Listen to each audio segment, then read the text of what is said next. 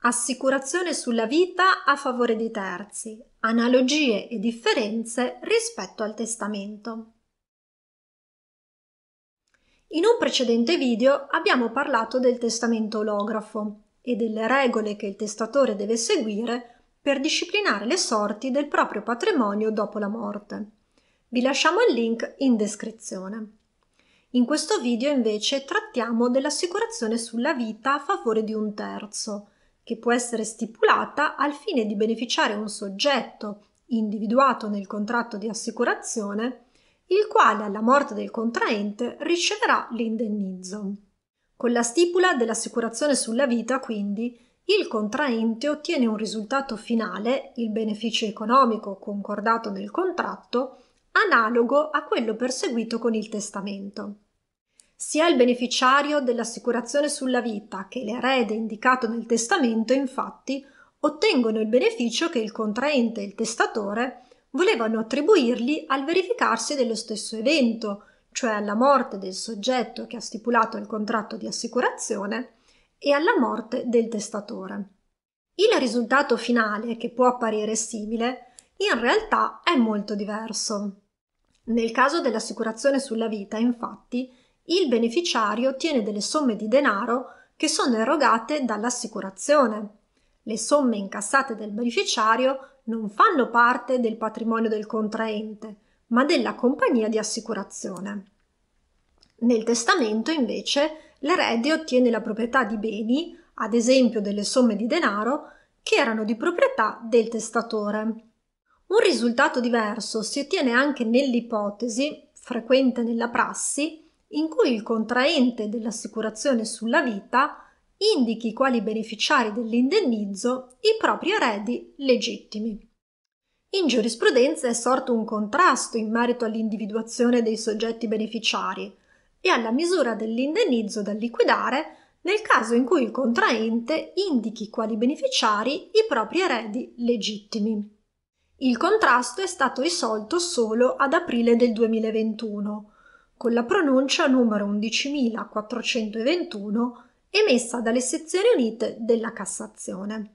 Premesso che tale indicazione dei beneficiari, ancorché espressa in termini generici, è stata ritenuta valida ed efficace, si è chiarito che gli eredi legittimi indicati dal contraente al momento della stipula del contratto di assicurazione sulla vita devono essere individuati con riferimento al momento della morte del contraente, senza che sia rilevante l'eventuale rinuncia all'eredità.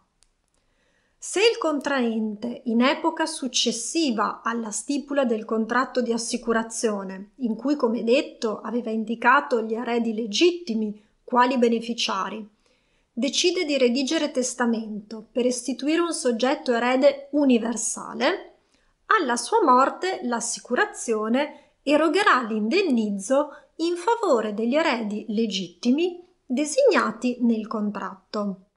La redazione del testamento, infatti, non comporta di per sé la revoca della designazione contenuta nel contratto di assicurazione, stipulato in precedenza. Le sezioni unite, inoltre, hanno chiarito che l'indennizzo che l'assicurazione deve erogare agli eredi legittimi, designati quali beneficiari, va ripartito in parti uguali e non in base alle quote determinate dalle norme del Codice Civile sulla successione. Nel caso specifico, sottoposto all'esame delle sezioni unite, gli eredi legittimi del contraente erano il fratello e 4 nipoti, figli della sorella premorta. L'assicurazione aveva liquidato l'indennizzo in loro favore in parti uguali. Le sezioni unite hanno ritenuto corretta tale ripartizione dell'indennizzo.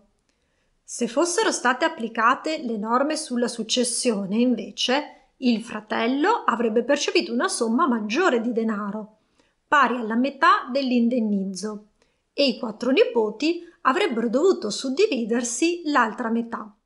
Per le sezioni unite non si devono applicare le norme sulla successione, in quanto i beneficiari dell'assicurazione sulla vita sono creditori nei confronti dell'assicurazione in forza di un unico titolo, cioè il contratto di assicurazione sulla vita.